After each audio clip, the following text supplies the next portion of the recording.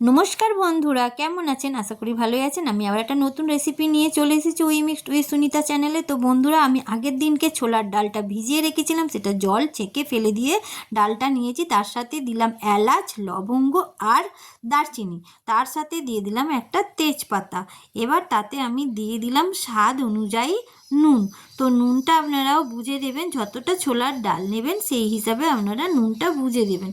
আর একটা আমি কুকার নিয়ে নিয়েছি, সেই কুকারে আমি যেই ছোলার ডালটাতে দারচিনি, এলাচ, লবঙ্গ দিয়েছিলাম, নুন, সেটা আমি কুকারের ভেতর ঢেলে দিলাম। দিয়ে খানিকটা জল দিয়ে, বাটিটাতে খানিক ডাল লেগেছিলো সেই ডাল কটা সব দিয়ে দিলাম। দিয়ে ঢাক্কন দিয়ে দিলাম। দিয়ে এদিকে আমি গ্যাস জ্বেলে দিয়েছি, সেই গ্যাসের ওপরে কুকারটা বসিয়ে দিলাম। কুকারে এবার ডালটা সেদ্ধ হতে দিলাম। আর এদিকে আমি নিয়ে নিচ্ছি একটা চপার মেশিন। তো আপনারা চাইলেন হাতেও কুচিয়ে নিতে পারেন। তো আমি চপার মেশিন নিয়েছি। চপার মেশিনে আমি পেঁয়াজটা রাফলি কেটে নিয়েছি, সেই পেঁয়াজ কুচোনাগুলো আমি দিয়ে দিলাম। তার সাথে দিলাম আমি কয়েক কোয়া রসুন ছাড়িয়ে নিয়েছি, তাতে এবার রসুনগুলো দিয়ে দিয়েছি। দিয়ে এদিকে দিয়েছি আদা কুচি। এবার রসুন কোয়া, আদা কুচি আর পেঁয়াজটা দিলাম। দিয়ে তাতে কিছু কাঁচা লঙ্কা দিলাম, ঝাল অনুযায়ী, আপনার যে যেমন ঝাল খাবেন সেই হিসাবে। তারপর আমি সেই সব পেঁয়াজ, আদা, রসুন, কাঁচা লঙ্কাকে চপার মেশিনে কুচিয়ে নিলাম। নিয়ে এদিকে আমি একটা কড়া বসিয়ে দিয়েছি। কড়াটা আমার গরম হয়ে গেছে, তাতে আমি দিয়ে দিলাম সর্ষের তেল। এই রান্নাটা সর্ষের তেলেই করব। তো তেলটা গরম হয়েছে কি আমি দেখলাম, তো তেলটা আমার গরম হয়নি। তারপর এদিকে তেল গরম হয়ে যাবার পর আমি দিয়ে দিলাম গোটা জিরে ফোড়নের জন্য।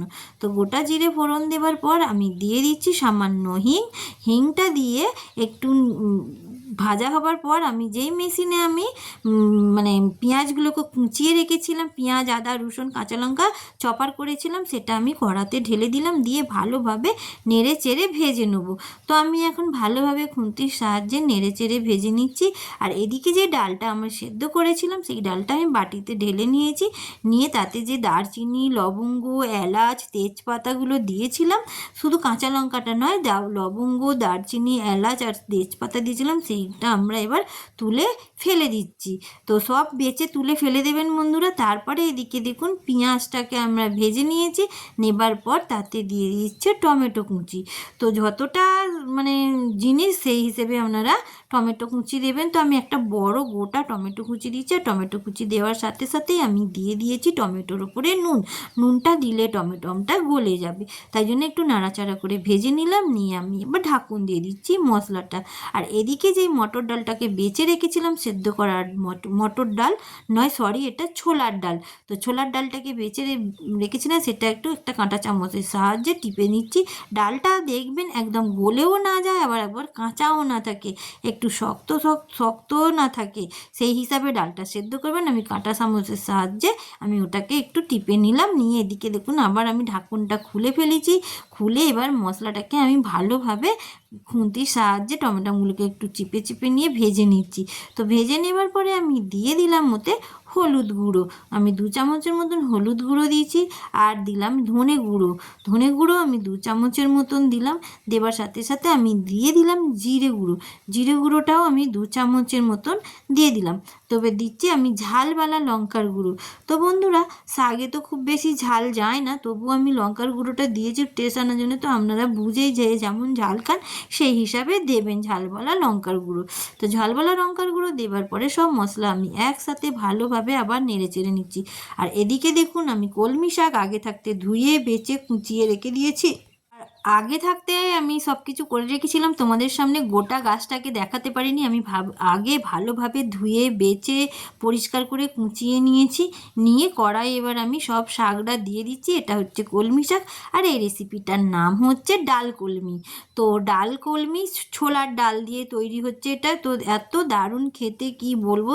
কলমি শাক তো অনেক রকম করেই খেয়েছেন, একবার এইভাবে করে খেয়ে দেখবেন। তো আমি এবার শাকটা নেড়ে চেড়ে নিয়ে চাপা দিয়ে দিলাম। খানিকক্ষণ পরে আবার খুলবো। তো এই দেখুন আমরা চলে এসেছি। এবার ঢাকনটা খুলে নিয়েছি। শাকটা দেখছেন কতটা নেতিয়ে গেছে, নেতিয়ে কড়াই কমে গেছে। এবার আমি কড়াতে খুন্তি দিয়ে ভালোভাবে নাড়াচাড়া করে নিচ্ছি। তো আমি শাকটাতে একটুও জল দিইনি এখন। তো বন্ধুরা, আপনারাও জল দেবেন না, বিনা জলে করবেন।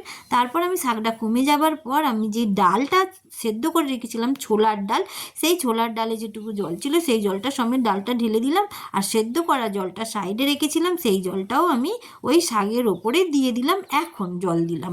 তো দিয়ে এবার খুন্তি দিয়ে ভালোভাবে নাড়াচাড়া করে নিচ্ছি বন্ধুরা।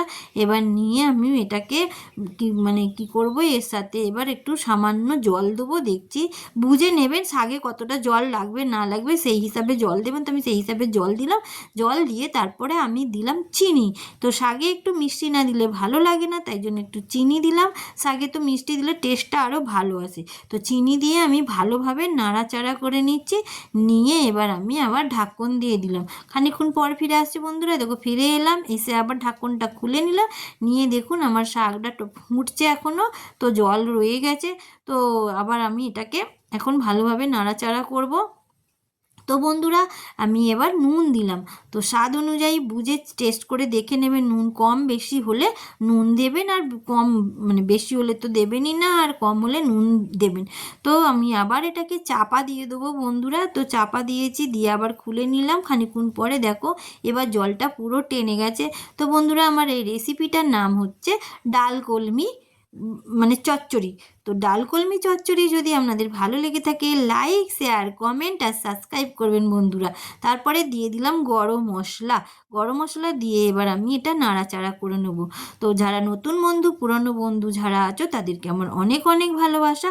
আর এদিকে আমি আর একটা প্যান বসিয়ে নিয়েছি গ্যাসের ওপরে, প্যানটা গরম হতে দিয়েছি, দিয়ে তাতে আমি দিয়ে দিচ্ছি পরিমাণ মতন ঘি।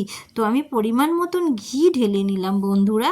নেবার পরে আমি ঘিটাকে গরম হতে দিয়েছি, ঘিটা আমার গরম হয়ে যাওয়ার পর আমি আবার ঘিয়ের ওপরে গোটা জিরে ফোড়ন দিলাম, তার সাথে দিয়ে দিলাম একটা শুকনো লঙ্কা, দিয়ে দিলাম কাশ্মীরি লঙ্কার গুঁড়ো, ওই ঘিয়ের ওপরে দিয়ে দিলাম।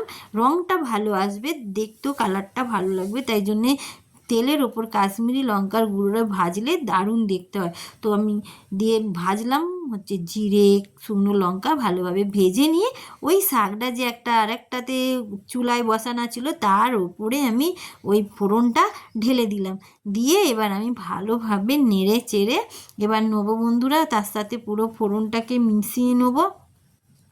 তো আমি ফোড়নটাকে ভালোভাবে মিশিয়ে নিচ্ছি, আর আমার শাকটা রেডি হয়ে গেছে বন্ধুরা। তো আমার এই শাকটা কেমন দেখতে হয়েছে বা কেমন হয়েছে, কিন্তু আমি বলছি দারুণ খেতে হয়েছে, একবার এইভাবে বানিয়ে দেখবে। তো বন্ধুরা টাটা, আবার দেখা হচ্ছে অন্য কোনো ভিডিওর সাথে।